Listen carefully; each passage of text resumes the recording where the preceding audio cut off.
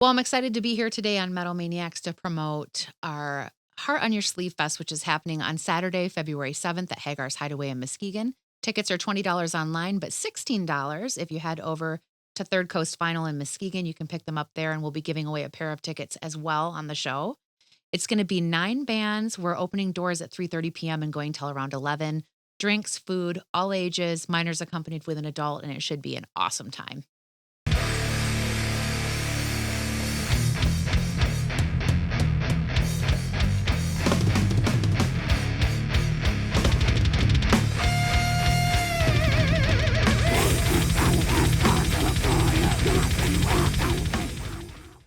What's up, everyone? Welcome to the Metal Maniacs Podcast. I'm Jay Ingersoll. What's up, Jay? I'm your boy, Mod. What's up, buddy? Yeah, I'm back. I remember. You're back. He remembers. And speaking of being back, Yes. today we have a guest that really deserves the most introduction, but doesn't really need one because this is, fourth or fifth time on the show here, but this is kind of an annual thing we've been doing. Yeah, But, it's a very cool old hat. yeah, for sure. So today we welcome Chantal Roeske. She is the founder of Heart on Your Sleeve Fest, vocalist and guitarist of Tonguecutter, multi-instrumentalist, photographer. She plays the flute as well. Thank you. And longtime scene advocate. She definitely represents community growth, passion, and legacy within our scene. So this is one thing we've been doing annually. So we're here to talk about Heart on Your Sleeve Fest 3 today, right?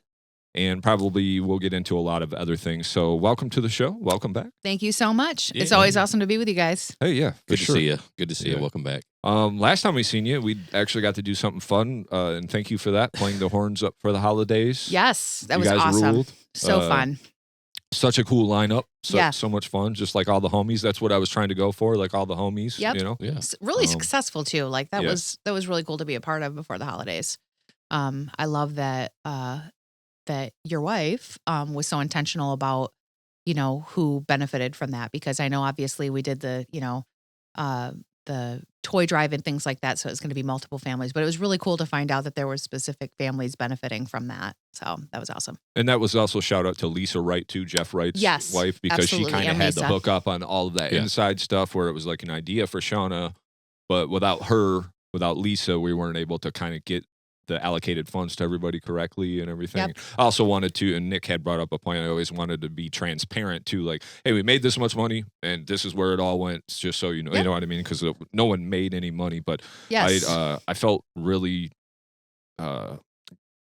felt a lot of gratitude after that Yeah. show, just being with all of the friends and just, For sure, being able man. to do it for a good cause. So The transparency is awesome. And yes, shout out to Lisa too. I love Shauna and Lisa are both just awesome supporters of the scene. And it's funny because in the middle of the show, I looked across the stage and, my husband Ben was next to me and I said, I love the Lisa energy and my friends back in the day at hall shows, because I'm gonna take my headphones off for a second, but they're at the side of the stage and they got the long earrings and they're like, all the band, and it's like when you look over and you see the cool chicks dancing at the side of the stage. Lisa's always been there. Yep. Love All the hall shows and everything like Yeah. that too. So Yeah, she's really been a part of the scene for a long time, her and Jeff, doing- absolutely. They did a lot of shows and Yeah. you know, Fortissimo Productions was Yep. one of the names of their operations, and they were putting on a lot of hall shows back in the day. So, I kind of forgot that was kind of like under that name, but yeah, Yep. I remember that. yep. And Lisa's always been a huge community advocate. So she's always going to be somebody to have in your corner when you're trying to do a benefit like that. So shout out to Lisa. She's a huge community asset, I would say, for for sure. across the Yep. board for anybody who knows her. Definitely. Beautiful person. So, yeah, with that being said, we're here to talk about Heart on Your Sleeve Fest 3. I had all the numbers of the episodes that you were on previous, but if any information about the other Heart on Your Sleeve Fest, there's both of the interviews. There's also the documentaries on heartonyoursleevefest.com, right? Yes, And all of the absolutely. pictures that you took. So Yep. we've had good documentation over the last few years. We'll talk about how that might change or what that looks like this year. But as far as that goes, just kind of to reiterate some of the past, the very first one was on Saturday, February 10th, 2024. Yep. Dies, you guys played, Dies headlined. And then last year we did Saturday, February 8th, 2025. So kept it in February. Bronson Arm, Lucius Fox, I was just telling Nick beforehand, it was cool because them guys, both of those bands become like the homies now. Oh, yeah. Like they're awesome. They're we really good love people. both of those bands. And cool musicians. But yeah. And Tunnel of Love was on there as well. So that was Mhm. awesome. Got to meet TJ from Glassfield. Those guys rule too. Yep. I mean, all the bands were great last year. We actually got the opportunity to play. So thank you for that. That was fucking totally awesome. You Great guys were set. rad. Just finished up a live video. We used a lot of that footage from Heart on Your Sleeve on there too. So, I think I've seen clips, but I need to check that whole thing out. yeah. So with that being said, this year it will be on Saturday, February 7th, 2026. And, I'm going to just kind of let you take the reins. And what do you want to preface this year's as far as like maybe what's different than the last few years? I got some questions here I'm going to ask you that are a little different because I don't want to keep asking you the same questions. So Sure. I got a couple things I want to ask you here, but you want to just set us up on what this year looks like and maybe your mindset going into doing this for a third year. Yeah. Honestly, we are keeping so much the same this year because I felt like last year we hit a stride. First year was really cool. We knew at the end of the year there was a couple things we wanted to tweak. We wanted better sound. We kind of streamlined our drink process and figured all that out and cleaned some, things up operationally. But like last year was just a blast and felt like it went really well. Probably, something that will change for me moving into this year is being a little bit less nervous about last minute ticket sales because really the trend right now is not a whole lot of upfront ticket sales for most events, and we're doing well. But, that was nerve-wracking last year to be like, are we going to break even on this? Are we going to be able to put some money in the pot for next year? Because just like you described with Horns Up for the Holidays, it's not a for-profit operation. Whatever that we make goes back into the pot to pay for the hall, which up front, is like $700. And then, you put costs of bands and alcohol and all these things on top. And it's a lot to invest initially in. But every year we've made our money back plus a little bit, $500-600 to put back in our pot for the hall to keep it going for the next year. So that was like the main stress point for me last year was like, okay, how is this going to go with ticket sales? It was all good. And now, I see the patterns and trends. So going into this year, I would say for me, I'm just a lot more chill and a lot more relaxed. But we have our same bartending staff back. We're bringing back our same sound engineers. Leo did a great job last year. So really the biggest thing that's going to change is obviously our lineup. And then something kind of fun this year that we're doing is, although Tonguecutter is not playing, we're hosting. Okay. So Addison and Derek are going to be there with me, and we're going to kind of, host the event and just keep things moving in between. But I think it's going to be really Are you going to fun. be like a house band in the corner? Like just play We're a not couple gonna- of songs between sets? We're not going to play anything. We're just going to be chatting. But it is interesting, like thinking about that, or when you mentioned that we had played it, I was just thinking about that over the last couple of weeks. Is that okay? Next year's going to be our 4th year. Will we see other bands back that have played before? Mm-hmm. Because I wanted to spread things out, and there's plenty of talent to choose from. But I also think that 4 years is a reasonable enough time where you're like, okay, some of these bands have grown and changed a lot. They've released full-length albums in that time. So moving forward, as far as things changing, that might be the year where we see, maybe a couple bands coming back and things like that. And That'd be cool. that's kind of what I'm thinking anyway. I feel like that's reasonable, but we really tried to keep it fresh and give everybody opportunities. And I love the fact that you guys have networked with people on years past, because that was what it was all about, like building connections. And I've seen that happen every year. So that's pretty rad. Yeah, we've got to meet a lot of cool people through, and that show in particular. And I was just telling Nick, it's kind of cool us when we were doing the interviews there, you get a little touch point, and then if we have them on the show, it's kind of like that, oh, I spent 5 minutes with you before, so it makes them a little more comfortable in here, whereas sometimes bands come through and they're like, we don't know these people, so it gets kind of... It's nice to have that icebreaker, and it is a great way to network. And we have met some really cool people through Heart on Your Sleeve Fest, that we didn't know previous. So awesome. It's always nice to see the homies. Yeah. You bring a few bands out that we know already. But we absolutely met 3 bands off the top of that last year's flyer: Bronson Arm, Lucius Fox, and Glassfield. Never met any of those guys prior to Heart on Your Sleeve Fest. So I think you guys will see lots of new faces this year, and I love that. And it's such a cool funnel for you here on the podcast for sure. But then also all of us that are musicians wearing multiple hats, you guys are providing a really cool free service for people that's a labor of love. And that kind of intention and effort deserves another scratch on the back. So it's pretty cool as a band to be like, hey, I had you on my podcast. You want to swap a show? Can you get us down in wherever you're at? And I love that. That's how it should be. You know what I mean? Absolutely. And that's been, and we appreciate you letting us be a part of it the last few years. You and I talked a little bit, and we'll just get this out of the way. We did the interviews there on the spot the last few years. And man, it's painstaking. Yeah. The amount of, because it's just not conducive to an interview environment. No. Because just everything's a wash of noise. And then I'm trying to do all this extra editing on the back People end. are having fun and drinking too and chasing them down. And that's cool. And there's too many moving parts because of the Yeah. bands having to load in and load out. So like having to set an itinerary for like even a 5-minute interview, it's like, good luck. That 5 minutes has got to be quiet enough to where you can ask and answer questions. Right. And we were faced with like sound checking and or just a live performance kind of rolling in over the top of what would have been, a 5-minute interview with some of these bands. So that was tough. It's a scheduling thing more than anything, a logistical thing. Completely understand as a wedding photographer, because it's like trying to pull people out for family photos in the middle of the reception when Uncle Joe's already had like 3 old fashions. Yeah. It's not going to happen. And everybody's a squirrel at shows or events like a wedding, because everybody's just like, what's next? So it's hard to be like, can you focus on me for 5 minutes? And they're like, I got to go over here and talk to this. I got to move this. And, last year was definitely a challenge too with us playing. So then trying to figure all that out or whatever. But we appreciate that you extending and let us be part of this fest. This year we won't be doing the live interviews. Maybe we'll talk through some ideas after the show. I still would like a touch piece with each band. I will shake each band's hand, introduce myself at the place. I will still be there documenting it. That'll free me up a little bit more just to focus on the documentation part. Like I said, I can actually bring an additional camera so we can get a couple angles too, so we can have a little, cooler editing maybe with it or whatever. And then we'll still be there representing the Metal Maniacs podcast. We'll just have some stuff, some stickers and some cards and stuff or whatever. But well, you guys have done an incredible job on what we have. I had mentioned that in messages, but personally, I mean, even on some of the biggest fests that I think are really cool, I don't go to their websites and see like full-length documentaries of the fest from the year before. Right.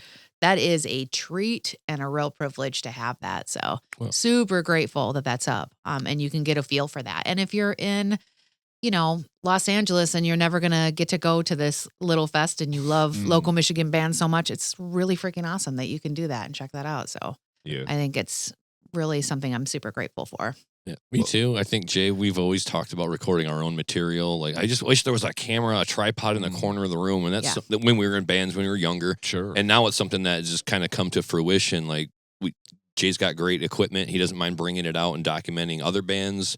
And you got Jeff in your band, too, who'll document your own band. Yeah. So you got great resources there. And I just think it's nice to have always wanted that. Yeah. And then now kind of help be a part of it. And like, Jay's got the equipment. Let's come out and just record it and then run it back later. And it is nice to watch those things, especially if you're a band. Like I was watching the Iron Sharpens Iron material from Intersection. I'm like, there I am. That's me. It's been so long. I love it. The only reason why we have any footage of Indrid like playing at all is because of Jay. Right. Like for 20 something years ago. I mean, I just about cried when I watched it because I'm like, oh my gosh, I wasn't the one doing that. It's so funny in bands these days too, because you could practically put an ad out to start a band and be like, we're looking for a bass player that can also be a screen printer. We're looking for a guitarist that can also build websites. We're going to need a drummer who's a photographer. Yeah, exactly. Yeah. Oh my God, we say that a lot here. Be faceted when you join a band. Have another skill outside of music. Yeah, you have to survive. You got to bring it. Yeah, for sure. Or be willing to learn a new skill, right? Yep. Because that's how we all got this far. Yeah. But so with that being said, we're still going to be there. We're still going to represent. We're still going to be able to document it and have that representation after the fest, and it's something that we'll continue to do. And I enjoy doing it, like I said, because I just do it for the love of it. Same. Go to the show anyway. Exactly. Going to the show anyway. You know what I mean? Well, you're stacking up some good karma. But I think it's just beneficial to all parties, and that's just the way. If I can give some kind of service or be of service, that's the way I want to live my life, especially at this age. But with that being said, Amen. Amen. Oh, sure. It's Sunday. Amen, brother. Amen. Amen. But yeah, so you want to roll into, tell me about this fest. We can roll into the bands. I know you guys always come with a lot of information, so we can get right into this, and then we'll go from there. Sure. Well, speaking of Sunday rituals, maybe we should roll into the Church of Doom. Okay. Bog Wizard. I'm really excited about these guys. Yes. They're headlining the fest this year. I've never seen them live. They're from Ludington. Okay. Which is really cool because, that was kind of like my high school hometown. Okay. I wasn't born up there, but that was like, most of my formative teenage years. So those guys are super doomy, heavy. They've got this cool like sludge stoner thing going on. They've got a good amount of material up on their Bandcamp page. They just released on Halloween, actually, a full-length album called Satanic Panic that's really good. And I shared... One song, 49 minutes. Wild! And I'm kidding. I don't know. I've just laughed because you said Doom. Did you see what I shared on the social media page of the Fern Gully cover they did? That. Man, that was cool.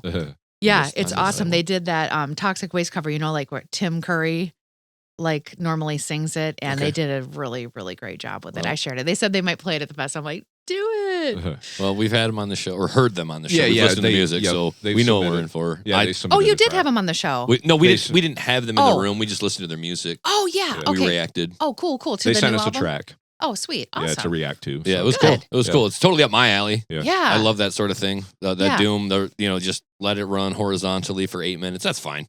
I love it. Like, I'm for that life, so I'm excited. When I saw the flyer, I was like, oh, good. Bog Wizard. I finally get to see him. We haven't had a whole lot of Doom on the bill, and I think the vocals are great. Yeah. When there's good singing involved, I'm definitely down. It's not always my go-to genre either, but like when it's good, it's good, Yeah, sure. I say that all the time. I will say that about the Bog too. Like we've listened to several Doom bands, and I always kind of got to poke the bear a little bit, just because it's not my thing. It's funny, it's great. I appreciate anybody that can play the same 4 chords for 9 minutes and not know and still know where they're at in the song. Like it's such a skill within itself to kind of do that.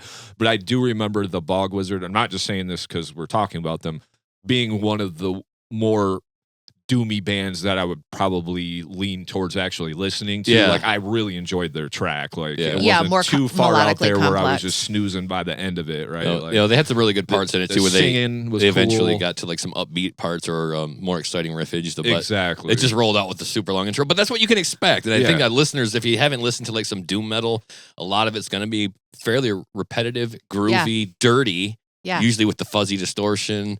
And other than that, they'll eventually pick it up, I think, into some trot, some upbeat or something or other. But yeah, great band, fun. Yeah, absolutely love them. And I think that's the beauty of having like a really wide variety on a bill too, and seeing stuff live, like, and taste change. It's kind of funny because back in my teens, I was like fast punk, change it, 1 minute, 30 seconds, vocals, blah blah blah, and the older I get, the more likely I'll be like, get in my car and just like slowly turn up Black Sabbath and like drive down the road, and so my tastes have changed over the years as far as like appreciating Doom, where it's like, man, I kind of do want to just zone out and stare at the wall for 5 minutes. Yep. But I agree with you though. I think these guys are going to have some cool things to check out. And I honestly do not know, but I don't think that they have played Muskegon in a long time. If ever, but I don't want to say if ever because I may have missed a show, but I know they haven't been out this way in from what I've heard. No, we don't see a lot of out of town bands come through here, in my opinion. Not a lot of venues. I know, right? So a lot of venues. that experience should be cool. And speaking of slightly out of town bands, because I'm kind of going in reverse order here. On our roster to play right before them is Self-Absorbed, which have you guys listened to any of their stuff or seen them at all? So I seen what you posted the other day, and that's the female fronted. Yep. So I didn't know this. We played at the, God damn it, what is that place called? It's, was it the Runoff or the Runoff? No, not the Runoff. There was, now I can't remember, but we played. Kalamazoo? What? Lansing. It's in Lansing. It's Jolly Llama? Jolly Llama. Okay. And the singer girl guitar player was there in the basement, and she loved our stuff, and she was talking to us the whole time, and like she was rocking out, and she was like, you guys are awesome. And I didn't realize she was in this band. So when you posted that, I was like, Oh, I've seen her before. Yeah. She was at our show. Like, Sweet. Yeah, she's a super cool person to Like, have in the front row. yeah, She's dude, like very. She was awesome. She was there supporting. She was like headbanging. She's like, you guys are fucking awesome. Like, it Love was it. cool. And then I seen she was in a band. I was like, oh, that's badass. Like, Yeah, so. and she is really cool, man. She's a great front woman. She is a great guitarist. They're like super, super old school thrashy, which I loved. We played with them years ago at Skeletones, or like a year or so ago at Skeletones. And the whole time I was watching them, I was like, hell yeah. And then when Dee got off the stage and we were kind of talking to each other, I was like, you guys got to be DRI fans, man. And she's like, we did a DRI cover. And we had just finished recording a DRI cover in the studio. And I was like, oh, this is great. So it like really spoke to a lot of like older thrash that I like. And they've done a little like, I'm going to be really interested to see them because when I saw them, they had some of the same people, but on different instruments. So their guitarist is now playing drums, I think. But there's been a little switching up going on, a lot of the same members, but some changes, which obviously means like they've got, some talented people who are able to do the Christ Child shuffle there. But super, super engaging of the crowd.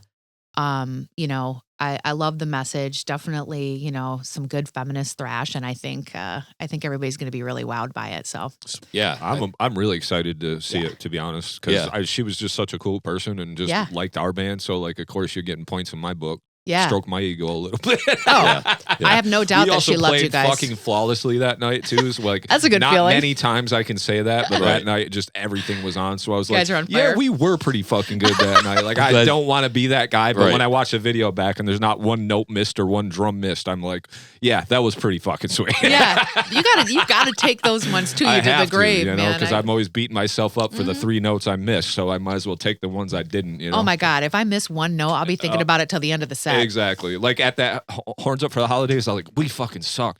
We were so bad. And it was just like, because I was getting all this feedback and I watched the video back and I was like, it wasn't that bad. It was like, we played pretty good, actually. Wow, you guys totally played good. We were pretty good. I was just pissed because I was dealing with all this feedback and all this stuff and that was just driving me nuts. So in my head, I was like, this is terrible. Half the time, I don't know with Tonguecutter if you could tell because we're just like pretty much goofballs all the time on stage anyway. It's like, especially with Addison, and me are just usually goofing around, especially Ad. And, but I know what you mean because it's so easy to just turn it into something completely different in your head. You're like, I kind of felt like that about the last set that we played down at Shakes in Kalamazoo. And then I looked back at it and I was like, this was totally fine. Yeah. But I was beating myself up the whole time because I was like, I feel like I didn't perform this song good and that song good. That's us just being humans and artists. We're always looking for the negative, right? We're always. Oh, yeah. And, every time. Yep. So. Well, speaking of good performances. Excited for them. Yeah, they're going to be awesome. No doubt. And then directly before them, we're going to have Fadakin, who, of course, was supposed to play last year. But, man, it was a brutal year for, like, influenza and COVID. So we had 2 illnesses and 2 bands drop out. And they really felt bad about that, I know. But we're really excited to see Fadakin this year. And, they had, at that time, they had just dropped that new album of theirs, Wetworks. It was August, I think, 2024. Super great. I had a lot of great things to say about it on our last interview, but I'll just say that very melodic. Raph's guitar just really speaks to me because I love like 2000s post-hardcore, like math rock. Yeah. And it was like those tones, and there's so many talented people in that band. They're very, very solid, really cool material. They got a really nice blend of everything, I feel like. And then you get James's cool dance moves. And so I'm really excited. I know they're going to get everybody riled up, and they're really fun to watch. And definitely all of the bands that I'm talking about, of course, have really great music up on Bandcamp. So you'll be able to go to, our socials for the fest page and, click on things and be able to check them out and hear their music. So definitely highly advise doing your homework before the show. Also a band that we listen to on the show. Yep. Nice. And a band I'm super excited to see myself because missing them last year, I was excited to see them last year, and they couldn't make it, and I'm glad they're all well now. But this year, I kind of got my hopes set on them as well. That's another one I'm really looking forward to. So great, Heck yeah, great job booking them and getting them on the gig. They're going to be awesome. Yeah. I know they felt really bad, and actually, James came to the fest last year just to check it out, and him and his wife attended, so that was awesome to see them. But yeah, I'm really excited about Fadakin, and then. Right before them is the other band who we talked a lot about, Boob Sweat, Yes. that also Kate was sick. And so I know they felt really bad about that. But, lots of awesome things to say about Boob Sweat as a live band, too. They're just really infectious. Kate's an amazing front woman. They're all great musicians. And, to me, like, I like listening to their recordings, but their Paramount Live, like their live show is just like, really super high energy. And I think Kate is an amazing front woman. They've got some new material and new things coming down the pike too, but their Bandcamp is full of good stuff. And they're also another really just like high energy, fun band. And of course, it makes me really happy to have, two women fronted bands this year. I like to keep that going if I can. So I'm super pumped to finally have them on the bill. We were actually trying to get them on the Horns Up for the Holidays. We asked Jeff to contact them, but something happened and they couldn't do it. So that's why we had that more ghost band end up playing or whatever. Oh, okay. So we were trying to get a show, like trying to jam with them, actually. But yeah. Well, looking forward to them as well, because I've heard nothing but good things over and over and heard their name a bunch too. So. Yeah. They're the homies. So if you ever need to get at them, let me know. Sure, I got all the contacts. I didn't even think about that. Yeah, I'm really excited to see them. And then, we've got literally, well, except for one, a lot of bands that I have not yet seen myself.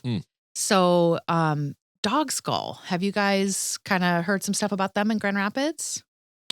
We were just talking about the name we've heard on and seen it on some flyers, but I've not heard their music yet. So I have to do my homework as well. And they've been on flyers, I want to say, like with Decedent, who we've had on, who's like kind of death metal. I know more of I'm trying to think of some other band names, but are they like metal punk kind of stuff? Hardcore a little bit? Yeah, I think I've seen them on a lot of those type of shows, more of those type shows. Yep. I think they're kind of self-labeled like heavy post-hardcore. Okay. Yeah. And listening to them and doing my homework, because I've never seen them live yet, there's like a lot of like cool like single line guitar melodies and like some cool moshy beats and abrasive vocals, and I really like it. I think there's some cool melody in there though. Nice. Too, that's woven in. Nice.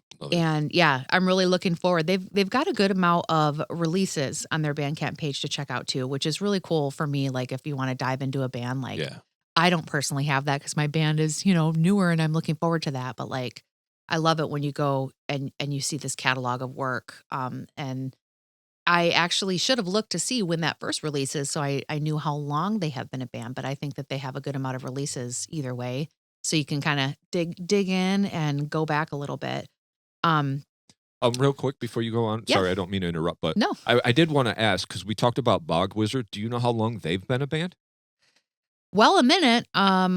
They have a good amount of releases on their page too. Should look and see when that first one came out, because I know I think they've been together for at least 10 years. If I'm not mistaken. I was looking up the Dog Skull if you want to look up the Bog Wizard. Yeah, Bog Wizard. Yeah, I got Yeah, you. I'll be curious so to we know can how kinda long those see. guys, because I don't know if they're like, if Dog Skull has been together super, super long, but I thought they had an impressive amount of releases, which is cool. It looks like they've been working hard on that. Yeah, it looks like the first, assuming this is all in order, the first Dog Skull, I know we're talking about Bog Wizard, but Dog Skull 2022. Okay, that's so what I it looks thought. like some singles. So they've been around for a good 3 years or so. Yeah, but it looks like they've been working pretty hard on releases, which is cool. Yeah, they got quite a few. So. The Bog Wizard, if the Bandcamp is in order, it says the first release was August 21st, 2018. Okay. Okay, so that was more the like release. 8 years. Yeah. The campaign EP is what I'm looking at. Oh, that hurts my heart. 2018's 8 years yeah, ago. 8 years. Now, yeah. Yeah. Wild, right? I thought it. I know. I was thinking it was almost a decade for those guys, because I remember Ben and I were talking about them. We kind of had our eye on them to have them come down and play the fest for a while, and I'm really glad that it worked out. But cool. Yeah. So awesome. With Dog Skull, I know they did I haven't seen them yet. I saw that they did like a run across Michigan in July, I think, and maybe down to Ohio and things, but I haven't been able to check them out yet. And speaking of a little bit of travel, our next band, I'm really excited about this because we haven't had anybody from Traverse City. Okay. Drama Team is coming from Traverse City, and I really like their music. It is like they've got a lot of cool like punk vibes. It reminds me of a lot of great like almost like sing along folk punk and anarcho punk that I like Against Me or Propaganda, but also with like some hardcore elements in there and some indie elements. So they can be kind of heavy, but they can also be really melodic and, have some, really melodic guitar and stuff like that. And I think it's going to be a total vibe switch, which I'm really looking forward to. And I also can't wait to talk with them about the scene in Traverse City, because I don't know if you guys were active in that, but in the 2000s, TC was like, there was some really cool places to play up there. Right. And there were some fests and things like that. And I personally know a couple of the people that were really responsible for that. And I think when they kind of put down the torch, in my opinion, it seemed like everything kind of flattened out, which you guys, we saw that in Muskegon, right? Mm-hmm. All of our crew, were the ones that were working so hard in the 2000s. And then everybody kind of put it down for a minute and it was like nothing was going on. The same thing kind of happened in Traverse City. I know one of my friends, Monica, was one of the ones that was involved so much and, really like boosting the scene up there with shows. But so, I want to talk to him and be like, what is going on in TC? Because I don't know about you guys, but I never see or hear of shows in Traverse City. No, next to never. No. Yeah. And then these guys just pop out of the woodwork and I'm like, they're really cool. So I'm glad to have them down and I can't wait to pick their brain. I think one of the last shows in Traverse City.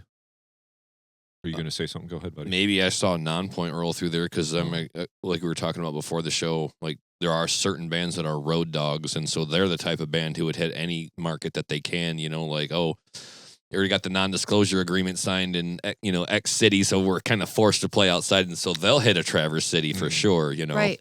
Yeah. I just remember playing like one of like a few Injured shows up there, but the last Injured show I was playing with you guys before my life was changing and everything. Yeah.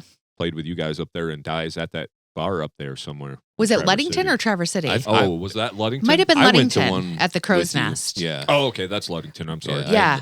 But go ahead. But I'm totally in that area unfamiliar though. with any Traverse City thing. For some reason, so there was I a thought place that up there. I think it was called JR's. I hope I don't get this wrong. That was pretty cool. That was by the railroad tracks. And then Friction and Sarghost used to have like a Friction Sarghost fest up there, literally like off on this property. I know my friend Monica that I was speaking of before was instrumental in setting that up too. I think anyways, but there was definitely like some cool venues. I think there was a VFW hall that like would throw shows a lot. And Ben and I are always trying to play the game when we go up to Traverse City frequently. Was that the place that was the venue? Was this was that, because everything's like sort of redone now. And I played a lot of like brewery gigs and stuff up there when I was doing like solo things. And that was kind of the vibe that I saw in like 2013 and moving forward. So it was like, I don't know, no more indie bands, no more punk bands, no more hardcore bands, because they had, like I said, a pretty rockin' scene back in the day. So I'm really curious. I feel like Drama Team kind of came out of the woodwork on that. They put a submission in and I was like, this is really cool. Hell yeah. So excellent to get those. And I'll just plug really quickly that, any time of the year, our submission link is up on the website. Okay. And it's also in the bio on our Instagram page. And we love to see those come in because I'll usually get like a big influx of them, as soon as we start talking about the fest coming up and stuff like that. And then at the very end of the year when I ask for more submissions. But we always need sublist bands too, because, illness happens. It's February. Yeah. So I love it when people get in there and do that and apply. I wanted to mention really quickly too, I know their latest album up on Bandcamp is called Broken People, and I listened to that and it's really cool and it's got a lot of good melodies on it. So we're really excited about those guys. I would say with you saying that, and we kind of had talked about Chris before the show, check out No Simpatico. I think you would really like that actually. Yeah, I'm sure I would. I feel like I've heard a lot. It's kind of like punk rock, but very interesting on the guitar front. Like it's hard wise. It's hard to pin down. It's hard to explain. It's like rock and roll because they got licks. Yeah. Yeah, they got some shit. And there's just an upbeat energy to it. It's fun. We had Chris here. I know it's a bit of a tangent, but No Simpatico, great band. Fun. I called it like party metal.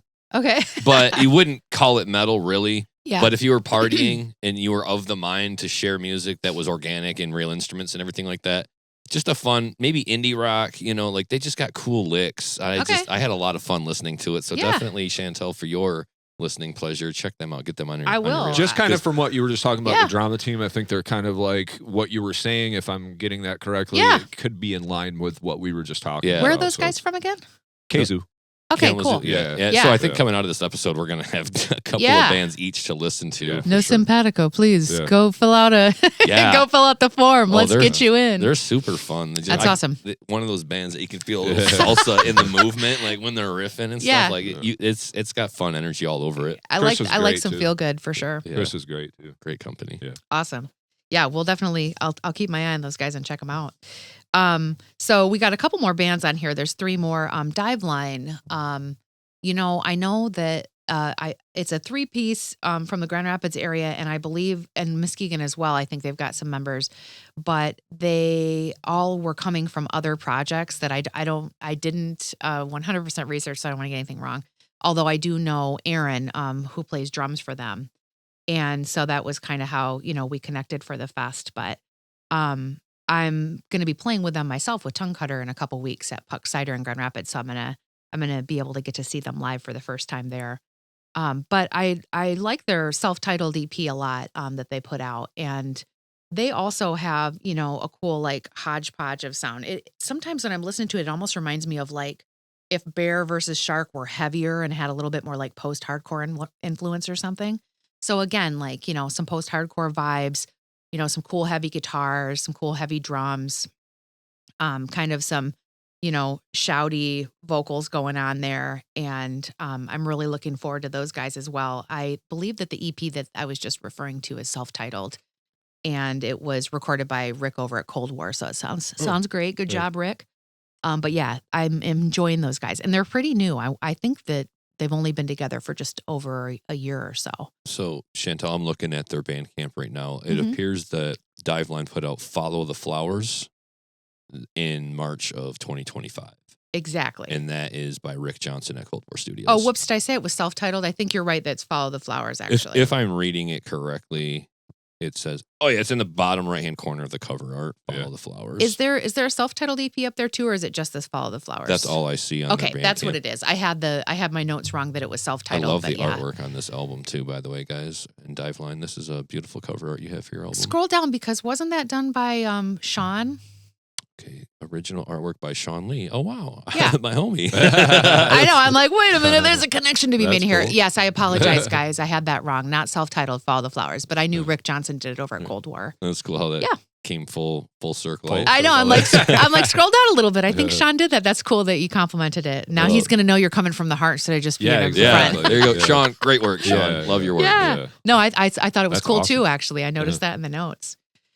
So then we're kind of getting into a couple Muskegon bands, because I know we always try to do that. Yeah, we want to get like, at least, a handful of Muskegon bands on there. So Sticky Rat, Yes. Yep. those guys. And I've never seen them yet.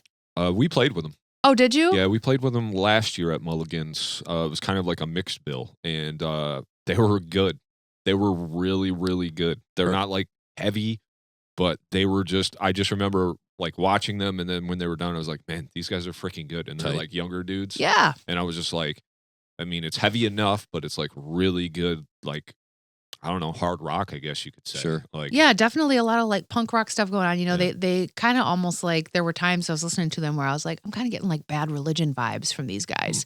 And then there were some times where there was like a little bit of like Dead Kennedys influence. Like there was a track, trying to think, 4 Inches of Freedom that I was listening to. And I'm like, oh, it's kind of like a little bit of Jello Biafra type of a vocal happening here, but not, so much, just a little bit. And I'm Right. like, I bet you there's, maybe a little bit of Dead Kennedys influence there, but I could hear like, a lot of different punk flavors from those guys. And, I've never played a show with them, and I haven't seen them yet in Muskegon, but they've popped up on quite a few bills that I've missed. So we're definitely excited to have them represent some Muskegon punk. Yeah, me too. Great way to, they're going to be playing second that day. Okay. And it's always like tough to, we do end up scaffolding things from like punk and indie up into like, The harder harder stuff. stuff just because it seems like a natural progression. Yeah. But in no way is it indicative of, like Either trying. I was going to say either their skill or their Right. style. Right. It's Absolutely. like there's got to be an order, Yeah. right? And that's the hardest part. But it does make sense in my mind to kind of scaffold it genre wise a little bit. So we have, kind of punk ascending into a little bit more of a melodic break in the middle, I guess. So, but we kind of, ease into like the heavier, more hardcore aspects of the day. But that being said, it's kind of funny because our opening band, also from Muskegon, so Alex that does the vocals for those guys runs the newer venue, the stage at the corner. Yep. You guys know the Muskegon Ave? Yeah, heard about it. Yeah. Yeah, so those guys are super abrasive punk. Like I really like them. They're like very like super like guitar is pushed like overdrive, real dirty, really abrasive vocals, real shouty. You're gonna hear some on the hi-hats where you're like, oh, it's time to go. And I really enjoy stuff like that, because I spent a lot of time listening to real like moshy, dirty punk bands growing up. Sure. So those guys are very gritty. You're talking about the Cormans? Yeah, Cormans. Okay. So they're going to be opening up the fest, and they're not a light listening. So even though we're doing like a little bit of a scaffolding thing, there's not, I would say, we kind of put Drama Teen in the middle for that because we were like, we'll have a little bit of a break. But there's not a lot of like, there's not, it's hard on your sleep fest. So, Yeah. I mean, everything's got some heaviness to it, And it wouldn't be hard on your sleep fest if you didn't have a band with a plural at the end, because you have to have the burdens and the mollusks and now the Cormans. Right. So, yeah, exactly. so for the punk. fourth year, you're going to have another S. Yeah. Well, I think one of the things that when you talk about like putting on a hall show and having all live bands on, it's like anytime a band gets together in a room with their instruments these days, or most days, any days, they're going to make some amount of noise, whether you're metal or not. Like Right. you're going to turn them amps on and up, and you're going to get loud at some point. So even if you're not metal, you come out and see this show, I think at some point any band is going to bring a little bit of some energy and noise for you. So whether sure. you're punk or hardcore or metal or some offshoot, Yeah. like we expect at some point anybody's going to have the distortion and the volume for us. But sequencing and like lineups for bills, very important. You want to have an ebb and a flow. Yes. And I'm sure you took some time with that. And it sounds like, you had your reason for each band, and it wasn't for like, the amount of likes or listens or anything or style wise. It was just kind of like, I want it to flow. 100%. Yeah. I am the gal who like sat at home and painstakingly, both of my bandmates made them a mixtape from vinyl this year for Christmas. I'm like, yes. okay, what's coming next? And I literally like, that's my favorite part of things. And my favorite comments have come from people who said, wow, you really put together like a curated experience for me. I'm like, oh God, I was waiting for somebody to say that. That's so amazing. Obviously we just want everybody to have fun at the end of the day, but like, yes, thank you. A lot of thought does go into like the experience of it and it flowing right. I get real particular about that. I'm definitely the person who made people mix CDs in the past where I solidified it down to one wave so they couldn't skip tracks. So that pissed people off. I'm like, you're not skipping past my intro and you're not going to be able to switch songs in here. I remember Ben told me one time when I made a comp for him that he hated that. I was like, well, it was an experience. Yeah. You weren't allowed to skip tracks. Yeah. It's the whole experience. I think that was the mixtape master back in the day. Nick would always hook me up with some good shit. I would just mixtape it almost every day or something. I'd be so excited.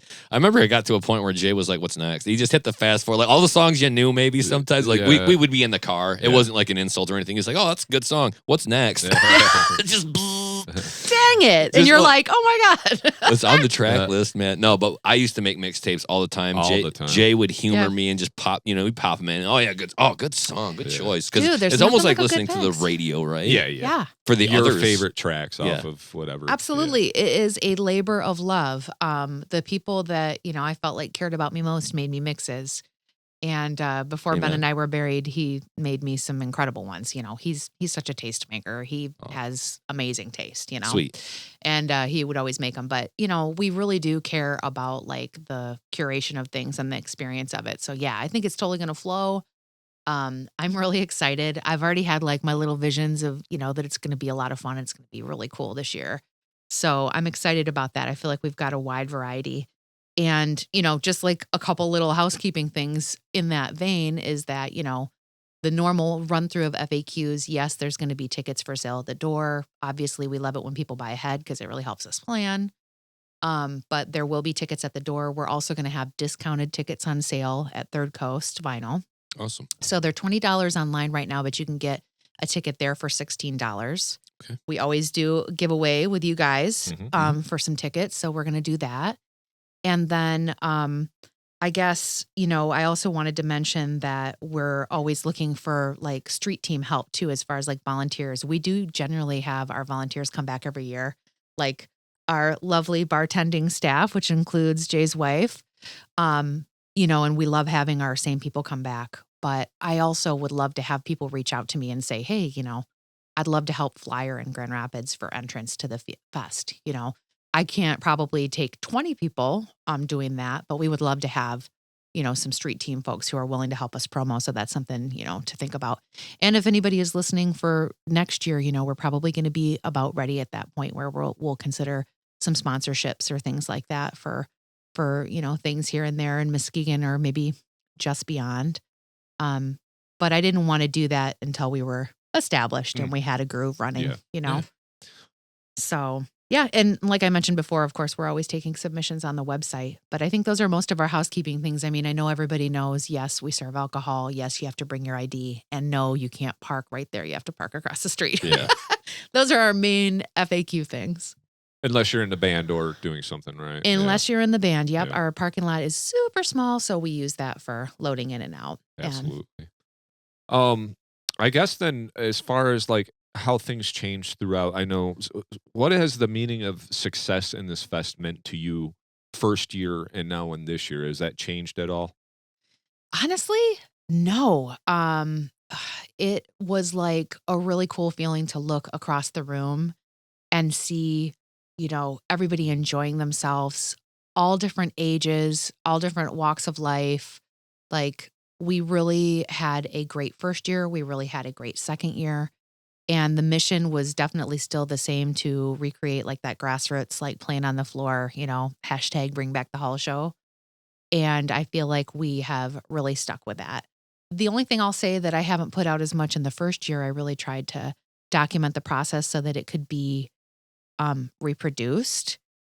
But as you guys know, not everybody wants to put that kind of work into like organized shows. So it wasn't exactly like, I had people inboxing me saying, I'd like to do this in my town or anything, and that's always the dream. You're like, oh, maybe, we can help somebody else like get this going, because you want to bolster up the scene. Right. That said, we have people working hard in the scene, like you guys, definitely the Sweatfest guys, Jeremy and Brett, tirelessly putting on shows. I love walking down the street and seeing a poster for a cool show, and I'm not the one that had to put it together. Yeah. Right. So there's people doing really cool stuff right now. But I think, ultimately that was our goal, to get people together and have a good time and, to have that vibe. And it feels like we've done that every year. So I don't know if that's a lame answer, not to say nothing's changed. No, we're that's just okay. gonna keep it the same. No, that's okay. I was just wondering if something has changed for you, like it's successful if everybody's happy and we got a little bit in our pocket, but you kind of had said that already. As long as you can keep it going. Yes. Yeah. And to be a little bit more granular about that, it does feel good when I know that we have, like I said, like $500 to toss in the fund for next year. Yeah. I don't plan on not doing it if that's the case. But let's just say that, if we don't have that, then it's coming out of mama's paycheck. Yeah, right. And it's like, I didn't exactly want to fund $2,000 on this, but it is very worth it, though. It's really rewarding. Yeah. So that's cool. I felt like the success is just the ability to come out and do it a year 2 and a year 3. And, bands are, submitting forms to be on the bill. So and the relationships made for sure. Awesome. Yeah. I was going to say, it looks like success to me from the outside, just the sheer ability to do it year after year now. And, us talking to you when we were doing the interviews the last 2 years there, like you were super stoked. Obviously the first year because it was already sold out before it started. Yes. Second year, I know there was a little question just because the way people buy tickets, right. You didn't have that if he dies is coming back thing in your pocket and playing Muskegon basically for the first time, because that doesn't happen all the time. Exactly. Right? Maybe in another 5 years if they do that again or whatever. Yeah. It was a rare, a perfect storm. Yes. But we ended up with as many people at the second one, which was really cool. Yeah. We did not sell out tickets the way that we did the first year. But of course, like we talked about for you guys too, like what they said was the max at the venue, I think was really like for like tables and weddings. We realized oh, this place has way bigger max for like standing room, Yeah. you know? Okay. And so we probably could have sold quite a bit more tickets, but we were a little bit like, we better keep it where it's at that first year because we didn't know how wild it was going to get Yeah. either. I mean, you know, it's an iffy show, and Yeah. I'm well versed in that. In the hometown backyard. Exactly. And people drinking Yeah. by that time, like having a few by that time. And you know? that was one of the things I was most worried about managing was the alcohol. Oh, yeah. I'm not always the hugest drinker myself. I want people to have fun, but I was like, okay, you know, we got to be really careful about this because, you know, we definitely care a lot about hosting a responsible event. Yeah. We don't want anyone getting hurt. We don't want anything getting broken. So coming from mom, you know, behave I mean, yourself.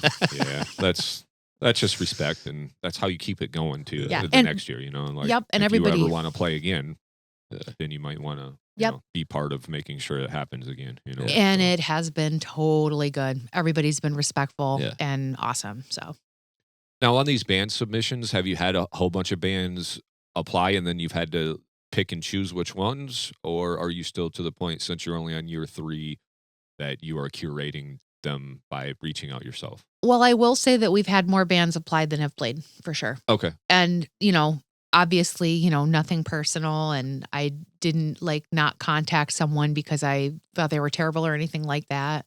But, and actually that does remind me too, that as a courtesy, you know, there's probably submissions in there right now that I haven't responded to and been like, thanks for applying. Cause we really appreciate everybody.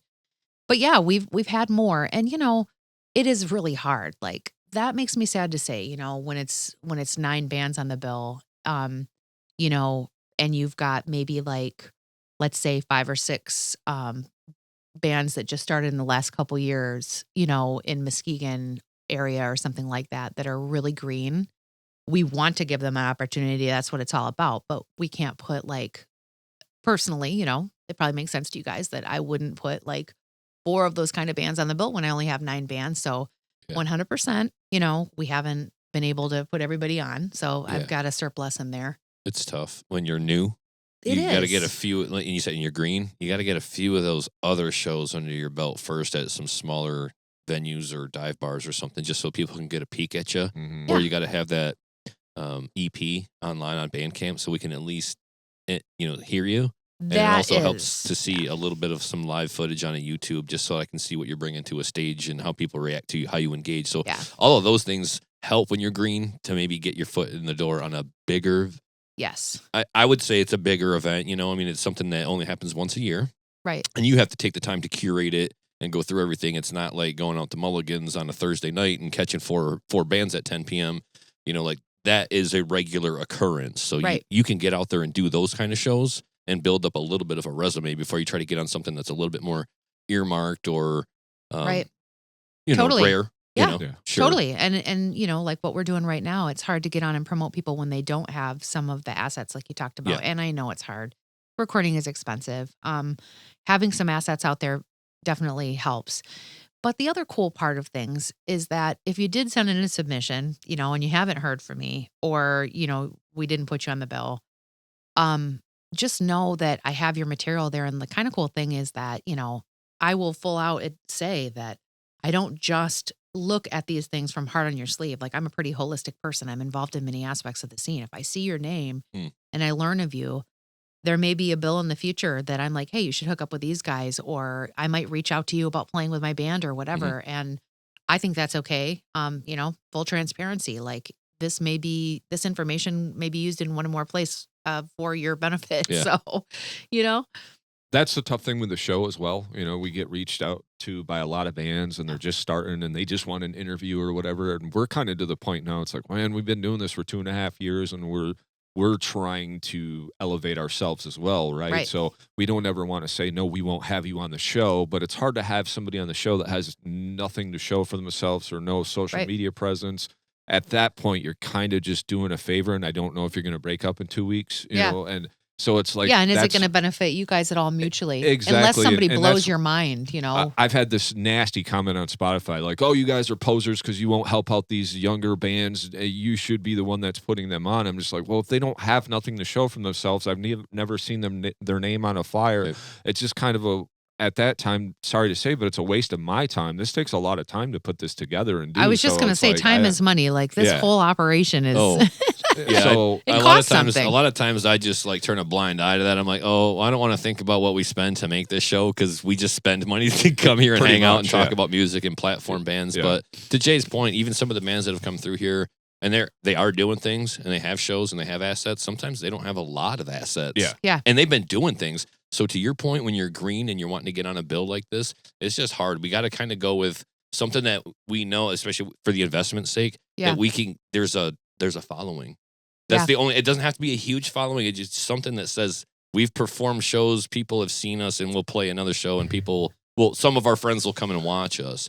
It's just kind of that point. It's so hard when you're new. There are opportunities, but sometimes the opportunity that you want isn't like the first or best opportunity for you that you're going to get. Absolutely. That's a great way to put it. If I could be anti-shanty for a second here to anybody that's, just starting out, one of the best things you could do if you don't play the fest is buy a ticket, come, stand up front, amen, yes. and start a conversation with one of the bands that you like and see if you can 100%. trade a show with them. Yeah.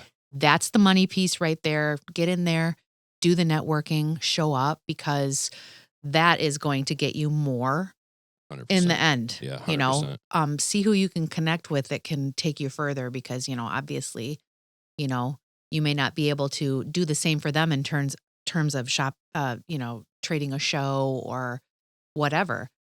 But one thing that you can offer them that is valuable is your presence at their show and your support and standing up front and banging your head. Yeah. That's worth something. Did I not just talk about that was self-absorbed? I want to see them now because 100%. she was so damn cool to us. And I didn't even know she played. And now I'm like, I want to go watch your band. Yeah. You're right here. I'm going to be there anyway. So, I'm going to be there watching you guys. And people do not forget. Exactly. So this is kind of, this will be out by the time that this comes out. I think we'll probably have this promo. So it won't be like a big secret. I guess I won't say their name to be a little secretive, but there's a band from the Wisconsin area, because we're doing a Wisconsin run in April with Tonguecutter. And there was a band who was connected to my husband as well, but I reached out to them about doing this. And it's so funny because the first thing they said when I messaged their Instagram, they're like, aren't you the girl that came out like 8 years ago and took some really fucking cool pictures of us at that one venue in Grand Rapids with da-da-da-da-da? And I'm like, yeah, that was me. Oh, wow. No charge, just there doing some goodwill in the music community. People never forget that. Right. Like Dee standing in the front at you guys' show and hyping you up. Yeah. It's priceless. So yeah, if you're starting out, go do that.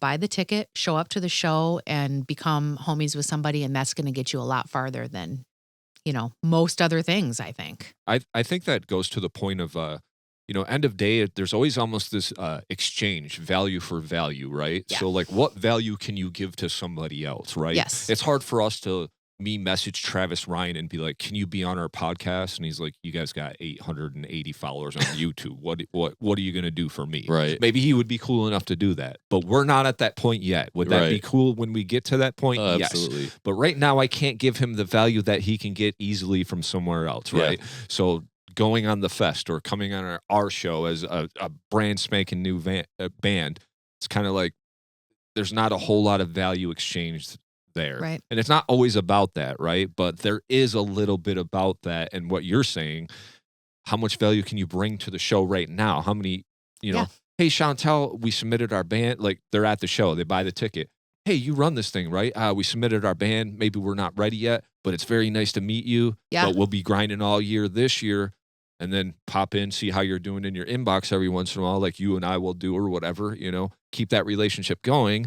Then maybe in 2027, it's your time to play hard on your Sleep Fest or something like that, right? Like, you got to be thinking about all of those steps, right? Those baby steps incrementally on the way. Maybe you're not ready now, but what can you do to get ready? But giving value, shaking the hand, going out there, talking to the sound guy, talking to these other bands. Maybe, we got a show, like you just said, you got a show lined up. What did you say? Was that Dive Line? Is that what you said? Yeah. Yep. So you got a show lined up with them. So that helps to get to know them, right? Yeah. And, so that obviously they're on this show as well, but, just things like that, like you can network and you can really open up, but you got to get to these shows. You got to shake the hands. You got to talk to the people, Yes, so. Absolutely.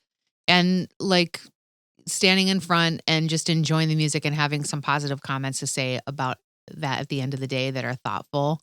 Like, makes such a big difference. You know, we had a cool exchange with Morgos at the Horns Up for the Holidays that was like that. Those guys said some really nice things. And I was like, yeah, I was digging that. I was hearing like some Glass Jaw vibes from you guys. And they were like, yes, we really like hearing that, you know, and like listening intentionally instead of like, you know, thinking about yourself, I guess, if you can get into that headspace. But I know we're all trying to promote ourselves and do cool stuff. So I get it. You know, we're all trying to be strategic. But yeah, stepping out of that for a second and being of service, like you said, and offering value to somebody is priceless in creating relationships in the scene for sure. Yeah, I think if you want to play shows, you got to go out to shows, be face forward. It's really that simple. Like just kind of, this guy's always out at the shows. Maybe we should book his band one day. Like this, if this same cat keeps coming out here and, you know, just headbanging with his friends and having a good time, like he might be even more fun if you let his band play. And he brings out even more friends then, you know? Yes. And, you know, we talked about this a little bit on one of the podcasts I was on before, but like when Tonguecutter first started and we had no shows booked, I went and found shows that I thought were cool and I created reels and marketing materials and I shared that on our channel and been like, these are my recommendations for shows I want to go to. Yeah, there you go. And then those bands were like, cool, thank you for making that. They shared it. And then they were inboxing me, hey, what's up with you guys? Doing something for somebody else, you know? Yeah, exactly. Yep. I know we live in a world where we always kind of, you know, you put on the oxygen mask first, right? And that's kind of what we've always been told. But in this world, in the entertainment world, in the music world, right, in our scene, and any scene, it's just about, man, you gotta bring some value to the scene. You know, absolutely. You gotta show your worth in the scene, and then you start to know people and shake hands, and you know, then the next time you see them, oh, I've seen you 3 times now, like you were just saying, right? Yeah, yeah, and put on shows. Oh my gosh, you know, put on a show, even if it's in a basement somewhere, like because. You know, like doing the fest has really created amazing relationships. I mean, of course, if I put on a show, I bring someone in, I make them feel like the talent that they are, I pay them, I feed them, I promote them. At the end of the day, after we're done with this, those relationships are solid as hell. Mm-hmm. Those people never forget that the way that I treated them for this. I'm not like, you know, trying to speak to myself because I'm saying anyone that did something like that, you know, you don't forget the people that take good care of you and put your band on. Yeah. And so, yeah, I mean, you know, try putting on a show if you can't get one, you know, for somebody else and invite other people because you might have better luck booking the band that you want to play with than trying to swap a show with them. Right. Yeah. Possibly.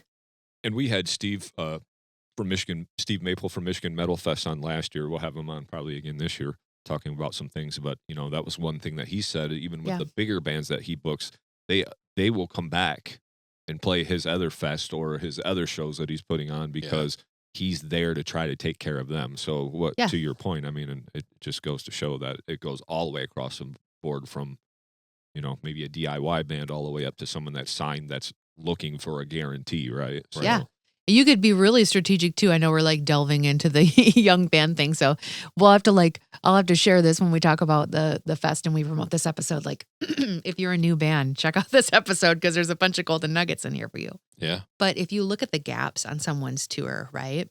And you see that your town is like in between a couple dates they have to play and you can hook something up for them that's mellow. I remember like on our way back from Caterwall, you know, there was a band from New York and they, you know, had a date in between and it was like, you know, we don't have anywhere to play. And I was like, well, it's a weeknight, you know, Fashion Week is the name of the band, by the way.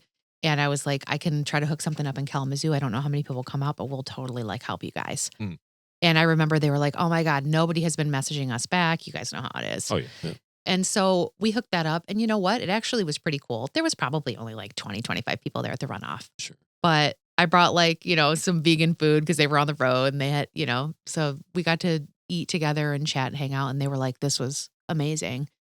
And we had a great time with those guys. But like small gestures can really add up and you can be very strategic about helping other bands. I mean, obviously, I think you should do it in a good hearted way. I'm not saying only do it for yourself, but it will rain back down on you.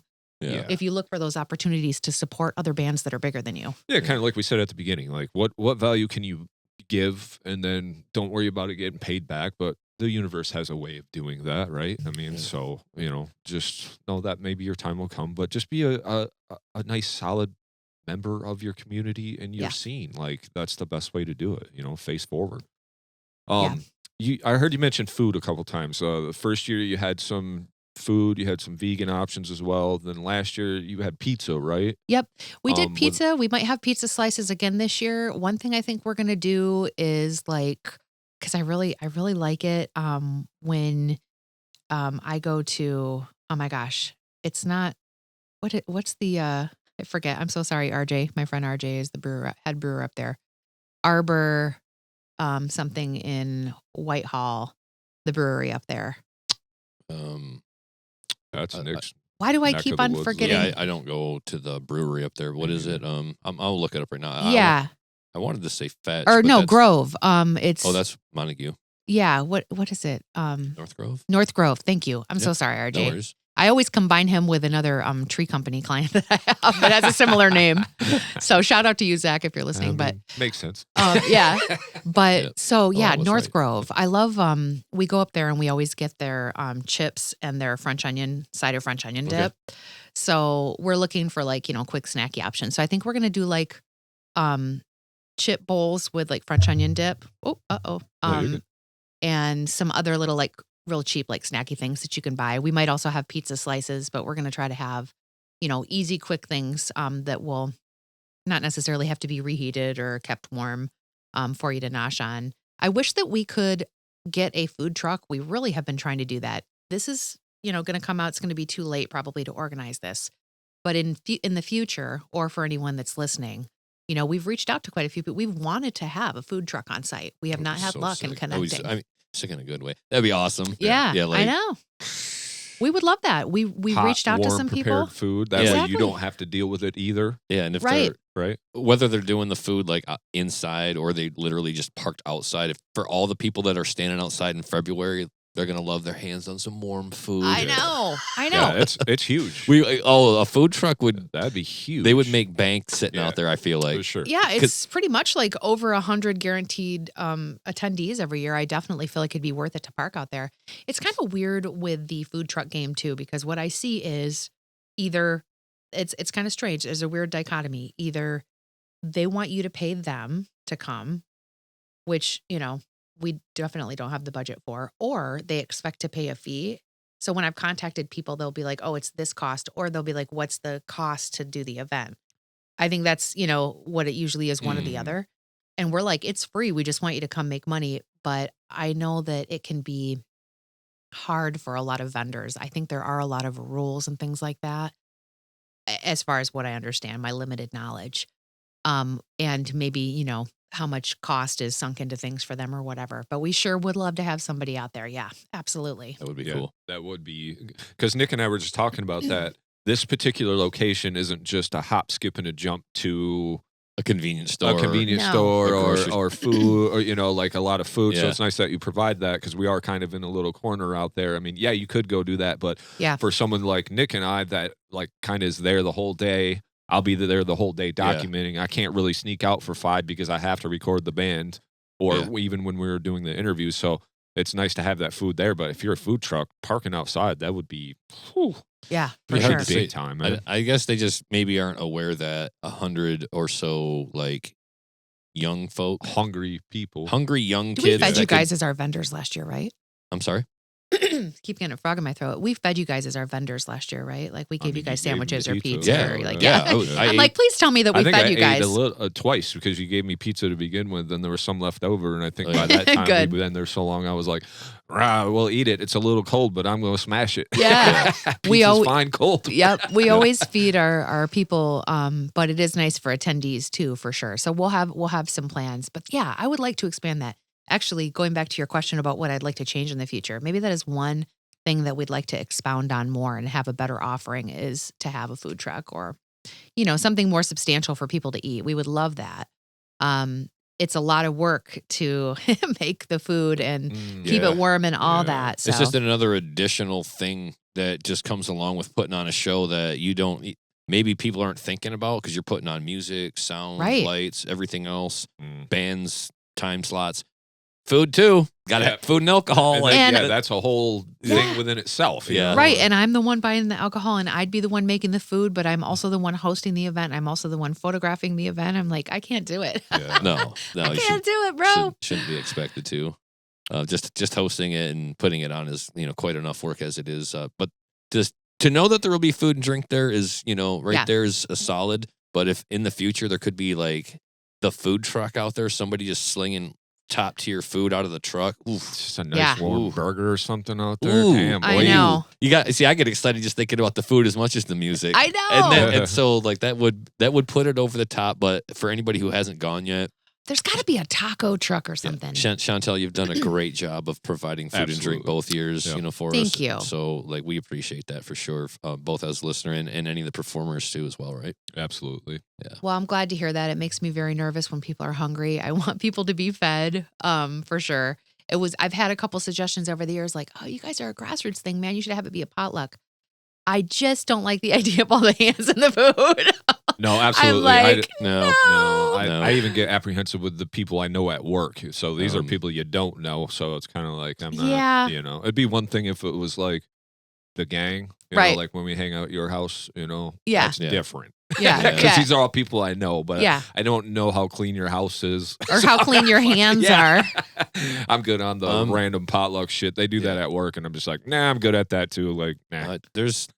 Unless it's already packaged. I'm in culinary, so once you how many times did you wash your hands throughout this whole process? It's just, I got to know, I got to follow people. Do you do culinary stuff? Like Chantal, you do culinary stuff. I follow you. Like I can see that you care about food in a way. Yeah. But when you talk about a potluck and I've never met you, who's chili? No. Yeah. No. Seriously. Well, just a super crazy, chili? off tangent thing. At Walgreens, we had one when I used to work at Walgreens, and this was up north in Fremont, and everybody brought. It was a Christmas potluck, and everybody brought something, and there was stuff in this one crock pot, and this dude was already strange as shit anyway. We already knew he was a weird dog. Don't tell me it was like squirrel meat or something. No, it was goat. This dude fucking brought a goat from his farm, killed it, butchered it. Oh my God. And I know there's some people who would be like, no, I didn't eat it because I just know how weird the dude was. But he didn't say though? He didn't disclose? He didn't even say. See, I don't like that. I don't like that either. Yeah, so I was just like, I don't know. If you say this is goat and this is really like a rare delicacy for you, okay. So for me, it goes to the level of, felony or cardinal sin. If you're not disclosing food ingredients to people, or you're trying to, you're vegan or vegetarian, are you really allergic to? That's a very dangerous game we're playing here if we're trying to find out how vegan or vegetarian you are. And it's disrespectful. Right. Where you at on the spectrum isn't really a thing you want to find out. Like. And it goes beyond food to me too a little bit. And I'll just say this, like any time you think you're going to slip something into somebody else's body without their consent, like we have major issues with that, but especially with respect to just bringing it back down to food. And I know we're on a wild tangent as it is. I'll just say when it comes to other people's food, question marks, always question marks. Absolutely. And so that's why we got to be careful with the potluck at the venue, because so we need a goddamn food truck is what we're saying. Listen, Please. 10 minutes about food on a music show, we need a fucking food truck. That's all we're saying at the end of this whole thing. No goat in your fucking crock pot. That's what we're saying. I think we haven't had a proper breakfast here at the table is what it is. Yeah, lots of feelings about that. But for real though, a food truck would be great. I mean, I see them all over town. It's kind of like, man, you can't pull that thing up for a day. Hey, Seriously. I've been to Taste of Muskegon. I know you're out there with the food trucks. I know there's got to be someone. I know a bunch of people have been tagged. I saw like this last year when I put out threads about this and stuff that like Abishi Cuisine. I don't know if you guys know the guy that runs that, but he does Ghanaian food. It's really good. Interesting. Yeah. Well, I know one of the biggest games in the business around town is Tiki Boys with their food truck. They'll park. They're right down bar. or they used to be down the street. They're not in that building anymore. No, they're not. But they're not far away where they park at my bar quite often, where they've got their Tiki bar and they just kind of serve food like right alongside of it. Might be a good option too. They're super popular and they do operate out of the food truck fairly exclusively, as far as I'm aware now, because they don't have the overhead space. So another good one. If you haven't heard of or reached out to them, they got cool food. Yeah, people love it. They're always I know the those Taste guys. of Muskegon. Yep, they're always winning. I think they have for sure. That was actually a place that we really wanted to go eat at, that their location closed before we could get there, Ben and I. But yeah, I should reach out more individually for sure. And there's got to be probably a better channel for me to put some of this out, maybe one of the local informed pages. But Andy, maybe, because we Oh, Andy O'Reilly. Yeah, Andy O'Reilly with the Muskegon Informed might be a good Positively spot for Muskegon. you. Yeah, because he was very beneficial in the whole Horns Up for the Holiday thing. It was all about that. So, he knows everybody. He's I didn't even think to reach out to Andy, actually. We know each other, too. We've worked with each other at a lot of events and stuff. That's a good idea. Yeah, there's definitely things on the horizon, too, for promo that I've thought about, and we've always really enjoyed being in the building that we're at. But one of the questions I get very frequently is like, are you going to scale up? Are you going to get a bigger place? Are you going to... And we're like, oh, and it's funny because I'll think, yeah, maybe that would be cool. Maybe we'd like to get some bigger bands or move to a venue where they handle the alcohol and so on and so forth. And all the feedback I get from all the musicians and the attendees every year, please don't do that. We love being at Hagar's. We like the vibe of it. Don't make it bigger. And I'm like, yeah, okay. Yeah. Keep it still chill. A hall show at that point, and then you don't have to worry, and then you can still, you don't have to go super beyond your reach as far as getting bands and guarantees. If that's a game you want to play, then that's going to be on you, obviously. But your whole point is bring back the hall show. So unless it's a different hall, exactly. Right. Yeah. What's that? I guess what does that look like? Because I don't really even know any others. No, that and that. You're not going to get like a much better location in terms of like scenery. It is a very beautiful spot to like be at. I know it's cold in February, but you're right on the lake too. So like if you're going out to the show and you've never been out there, bundle up for stepping outside at all. It's beautiful. But it is beautiful. It's a nice little spot to kind of observe all of the lake and the houses in the neighborhood. It's a nice little neighborhood, quiet and green and like pretty. I was there yesterday and there were swans on the lake. Yeah, it's just a really nice neighborhood to be in. So you have that to look forward to as well. And it's just a nice little quiet place to be. And other than the noise we're going to be making on said day, it'll be a little loud, but that'll be okay. But they welcome it. They love it. And they had the ice racers last year. You've seen them dudes whipping across the ice. Hagar's Hideaway is an awesome location. I absolutely can, speak on their behalf as far as like renting from for shows and events. They've been great to work with. So definitely highly recommend. And I think they're really affordable too with the view that you do get. So those guys have been really rad. And they have some new ownership this year that has also been fabulous to work with. So I can't say good enough things about those guys. And I was worried in the beginning, I very much disclosed this is what I'm looking to do. And, it's going to be heavy, loud music and so on and so forth. And they were always like, okay, cool. No problem. It's like whatever you do while you're there renting it is fine. Just make sure it's still standing in the condition you found it in when you got here. 100%. And that's what they've been like. And it's been really great. So cool.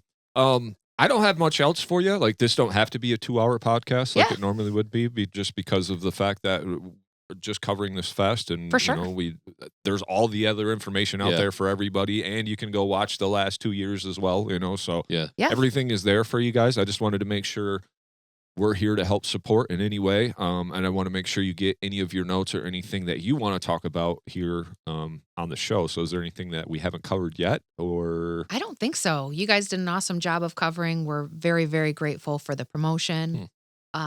I want to make sure, we're promoting you guys as well too. So we'll have to talk more about, how we can do more of that as well. But it's been great to chat about all the bands. And I think, we're kind of getting to the groove now in the third year. So I think all the housekeeping stuff is, already kind of been spoken about. So really the only thing to do is, to go and check out the bands and buy your tickets. And at the very least, mark the date off on your calendar and know that it's going to be a really good time. Cool. I will remind anybody who's planning on going who maybe has not been there yet. Also, the parking situation. We said not to park in front of the building, but more specifically, it's just before you arrive to the pinpoint destination on, say, your Google Maps. It's going to be just before you get to the venue. You want to be looking to your left. Right. So opposite of the water, you'll be looking away from Muskegon Lake to your left to see a gigantic parking lot. Yes, huge. It's a huge empty space. You can't miss it. That's where you want to park. And you're only a half a block, 100 yards or so away from the venue. But you do have to park across the street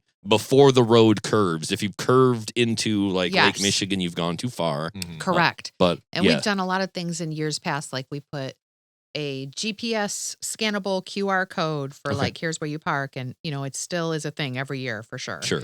But yes, as you mentioned, on the opposite side of the water, just before you get to the venue, to the left. And don't worry too much. I know it kind of stinks to have to walk even a little bit longer when it's cold outside, but it's literally like 50 foot from the venue. Yeah, it's it's like diagonal across the street. Yeah, you almost, can so. see your car. Yeah, you could see your car Yeah. from the parking lot. Yep. So it's not a super long walk. That also reminds me that if you do need to get into the main parking lot for accessibility, of course, we'll take care of you. So that is one thing to mention, is that, of course, Hagar's is accessible for wheelchairs. Good to know. And very smooth, rolling around for the show, for drinks, whatever you want to do. Yeah. But if you do need to get into the main parking lot, absolutely let us know. We'll, create some space for you to get there. And then hopefully, I know in the years past, sometimes we've had people come in groups where someone else could park the car or anything. But anything that we can do to help with accessibility, we're always on board for. So Awesome. Cool.